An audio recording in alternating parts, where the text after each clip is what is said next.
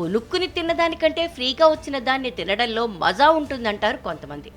దీనికి సరిగ్గా సరిపోతుంది ఈ సీన్. చేపల లోడుతో వెడుతున్న ఓ లారీ ప్రమాదవశాత్తు బోల్తా పడింది. అయ్యో అనాల్సింది పోయి ఈ ఘటనను అస్సలు పట్టించుకోలేదు అక్కడి జనాలు. అసలు లారీలో ఉన్న మనుషులకు ఏమైనా అయ్యిందా అని కూడా కనికరం చూపించలేదు. సంచులు పట్టుకుని చేపల కోసం మాత్రం ఎగబడ్డారు. విజయవాడ హైదరాబాద్ రహదారిపై క్యాట్ ఫిష్ చేపల లోడ్తో వెళ్తున్న లారీ అదుపు తప్పి బోల్తా పడింది. ఈ ప్రమాదంలో డ్రైవర్, క్లీనర్కు గాయాలయ్యాయి. చేపల లోడ్తో వెళ్తున్న లారీ ఎన్టీఆర్ జిల్లా పెనుగంచిప్రోలు మండలం నవాబుపేట వద్ద ప్రమాదానికి గురైంది. లారీ బోల్తా పట్టంతో చేపలు చెల్లాచెదురుగా పడ్డాయి. దీంతో స్థానికులు చేపల కోసం ఎగబడ్డారు. ఇలాంటి ప్రమాదాలు జరిగినప్పుడు ఆ లారీలో ఎవరున్నారు, వారికి ఏవైనా అయ్యిందా అని చెక్ చేస్తారు.